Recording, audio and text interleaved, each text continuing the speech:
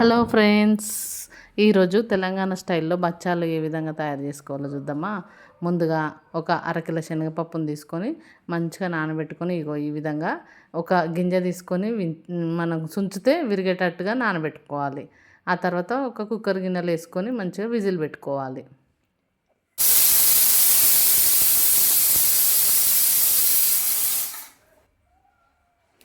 Cooker గిన్నెలో whistle పెట్టి ఒక 4-5 విజిల్లు వచ్చిన తర్వాత తీసి మనకు ఎట్లా ఉడికిందనేది చూసుకుంటే మంచిగా అది గంధంలాగా ఉడికిందనమాట. చూడండి ఇగో, అబ్బా కాలింది, సుర్రు అన్నది, వేడివేడిగా ఉన్నది కదా, బాగా కాలుతుందనమాట. అయితే ఇగో పట్టుకోవడానికి కూడా వస్తలేదు, బాగా సుర్రు సుర్రు అంటుంది.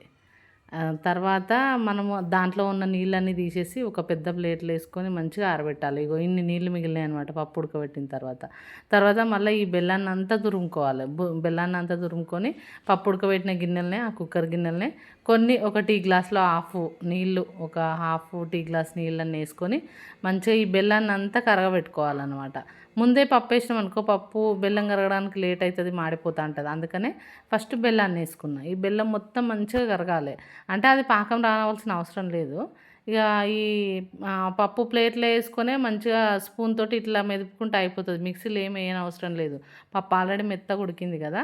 మంచిగా ఈ ఉడికిన పప్పులో ఈ బెల్లాన్ని మంచిగా కలుపుకొని ఆ తర్వాత యాలకుల పొడి ఒక 5-6 ఇట్లా వక్కలు ముక్కలుగా దంచుకొని 5-6 యాలకులు. అట్లనే ఇక మనము నెయ్యి వేసుకోవచ్చు. అయితే మా ఇంట్లో నెయ్యి ఇప్పుడు ప్రస్తుతం లేదు. నేను ఏ కంపెనీ నెయ్యి వాడా, మాకు తెలిసిన మామయ్య వాళ్ళ దగ్గర కంపెనీ నెయ్యి కాకుండా హోల్సేల్గా డైరీ ఫామ్ నుంచి తీసుకుంటాం అనమాట. బర్రె నెయ్యి వాడతా. అయితే అది అయిపోయింది, ఇక ఉన్న కాడికి వేసేసిన. కానీ మంచిగా ఉంటుంది, ఇది ఫ్లేవర్ మంచిగా ఉంటుంది, టేస్ట్ బాగుంటుంది అన్నమాట. ఇట్లా నెయ్యి, యాలకుల పొడి ఇవన్నీ వేసిన తర్వాత మళ్ళీ ఒకసారి మంచిగా వేడి చేసుకోవాలన్నమాట. ఈ యాలకుల పొడి, నెయ్యి అంతా పప్పు మిక్సింగ్గా అయ్యేటట్టు చూసుకోవాలి.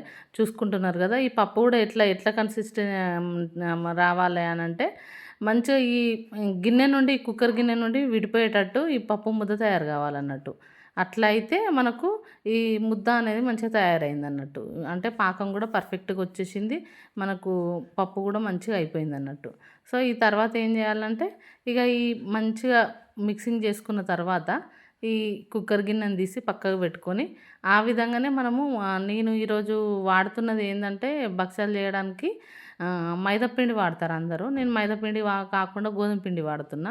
ఒక హాఫ్ కేజీ గోధుమ పిండి కూడా ఒక 1 అవర్ పాటు మంచిగా ముందుగానే తడిపి పెట్టేసిన. ఇగో ఇక్కడ మా అమ్మ చపాతీలు దాల్చుతుంది.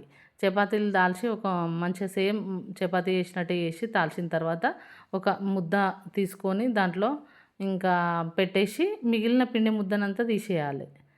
మనకి ఏదైతే మిగిలిందో పైన దాన్ని తీసేసిన తర్వాత మంచిగా వేళ్ళతోటి ఒత్తుకుంటూ దాన్ని మంచిగా ప్రెస్ చేసుకుంటూ అప్పలాగా చేయాలి.